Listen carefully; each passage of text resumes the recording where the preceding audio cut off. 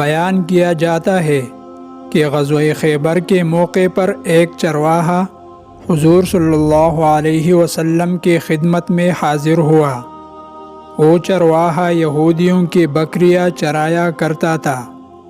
جب دیکھا کہ خیبر سے باہر مسلمانوں کا لشکر پڑاؤ ڈالے ہوئے ہے، اس کے دل میں خیال آیا کہ میں جا کر ان سے ملاقات کروں اور دیکھوں کہ یہ مسلمان کیا کہتے ہیں اور کیا کرتے ہیں۔ چنانچہ بکریاں چراتا ہوا مسلمانوں کے لشکر میں پہنچ گیا اور ان سے پوچھا، تمہارا سردار کہاں ہے؟ صحابہ اکرام نے بتایا کہ ہمارے سردار حضور صلی اللہ علیہ وسلم اس خیمے کے اندر ہے۔ پہلے تو اس چرواہے کو ان کی باتوں پر یقین نہیں آیا۔ اس نے سوچا کہ اتنے بڑے سردار ایک معمولی سی خیمے کے اندر کیسے بیٹھ سکتے ہیں۔ اس کے ذہن میں یہ بھی تھا کہ جب آپ اتنے بڑے بادشاہ ہیں تو بہت ہی شان و شوکت اور ٹاٹ باٹ کے ساتھ رہتے ہوں گے، لیکن وہاں تو کھجور کی پتوں کی چٹائی سے بنا ہوا ایک خیمہ تھا۔ خیر، وہ چرواہا اس خیمے کے اندر آپ صلی اللہ علیہ وسلم سے ملاقات کے لیے داخل ہوا اور آپ صلی اللہ علیہ وسلم سے ملاقات کی اور پوچھا کہ آپ کیا پیغام لے کر آئے ہیں اور کس بات کی دعوت دیتے ہیں۔ حضور صلی اللہ علیہ وسلم نے اس کے سامنے اسلام اور ایمان کی دعوت رکھی اور اسلام کا پیغام دیا۔ اس نے پوچھا کہ اگر میں اسلام کی دعوت قبول کر لوں تو میرا کیا انجام ہوگا اور کیا رتبہ ہوگا؟ حضور صلی اللہ علیہ وسلم نے ارشاد فرمایا کہ اسلام لانے کے بعد تم ہمارے بھائی بن جاؤ گے اور ہم تمہیں گلے سے لگائیں گے۔ اس چرواہے نے کہا کہ آپ مجھ سے مذاق کر رہے ہیں۔ میں کہا اور آپ کہا، میں ایک معمولی سا چرواہا ہوں اور میں ایک سیاہ فام انسان ہوں۔ میرے بدن سے بدبو آ رہی ہے۔ ایسے حالات میں آپ مجھے کیسے گلے سے لگا سکتے ہیں؟ حضور صلی اللہ علیہ وسلم نے فرمایا کہ ہم تمہیں ضرور گلے سے لگائیں گے اور تمہارے جسم کی سیاہی کو اللہ تعالی مٹا دے گا اور اللہ تعالی تمہارے جسم سے اٹھنے والی بدبو کو خوشبو سے تبدیل کر دیں گے۔ یہ بات سن کر وہ پورا مسلمان ہو گیا اور کلمہ شہادت پڑھ لیا۔ پھر حضور صلی اللہ علیہ وسلم سے پوچھا کہ یا رسول اللہ صلی اللہ علیہ وسلم، میں کیا کروں؟ آپ صلی اللہ علیہ وسلم نے فرمایا کہ تم ایسے وقت پر ایمان لائے ہو کہ نہ تو اس وقت کسی نماز کا وقت ہے کہ تم سے نماز پڑھواؤ اور نہ ہی روزے کا زمانہ ہے کہ تم سے روزہ رکھواؤ۔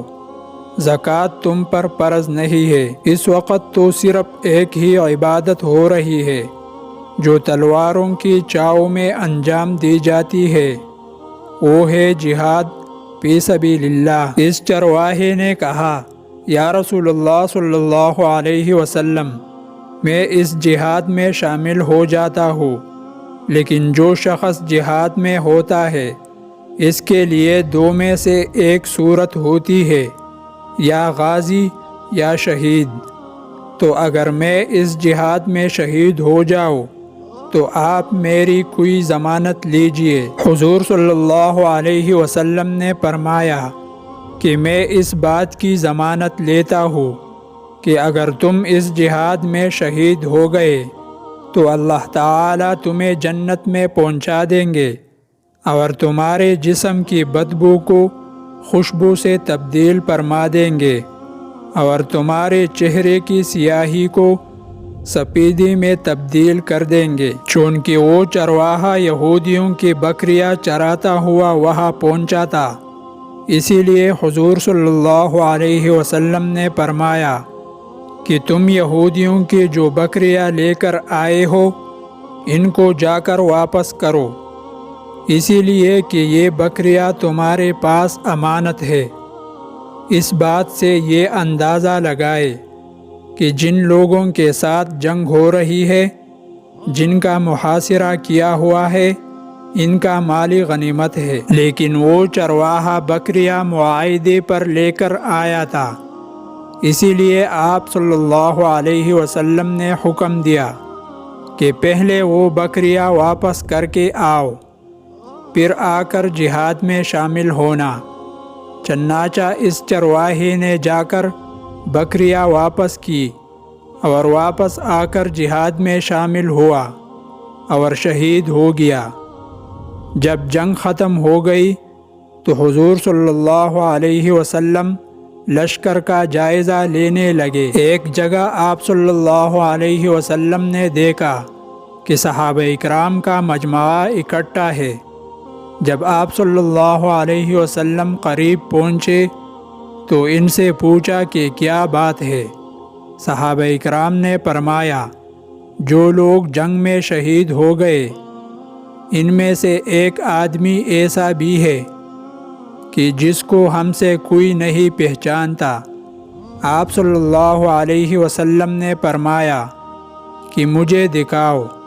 جب آپ صلی اللہ علیہ وسلم نے دیکھا تو آپ صلی اللہ علیہ وسلم نے فرمایا، تم اس شخص کو نہیں پہچانتے مگر میں اس شخص کو پہچانتا ہوں، یہ چرواہا ہے اور یہ وہ عجیب و غریب بندہ ہے جس نے اللہ کی راہ میں ایک بھی سجدہ نہیں کیا، اور میں اس بات کی گواہی دیتا ہوں کہ اللہ تعالیٰ اس کو سیدھا جنت الفردوس میں پہنچا دیا ہے، اور میری آنکھیں دیکھ رہی ہے کہ ملائکہ اس کو غسل دے رہے ہیں اور اس کی سیاہی سفیدی میں تبدیل ہو گئی ہے اور اس کی بدبو خوشبو سے بدل گئی ہے۔ دوستو، اس واقعے سے ہمیں یہ سبق ملتا ہے کہ اندازہ کیجئے اگر کچھ عرصہ پہلے اس چرواہے کو موت آ جاتی تو سیدھا جہنم میں چلا جاتا،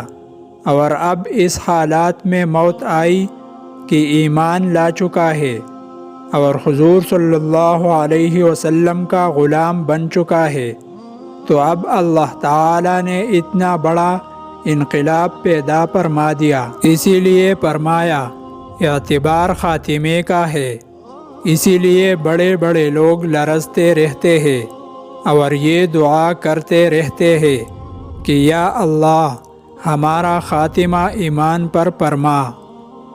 میرے یہ دعا ہے کہ اللہ تعالی ہم سب کو اس واقعے سے سبق حاصل کر کے اس پر عمل کرنے کی توفیق عطا فرمائے، آمین۔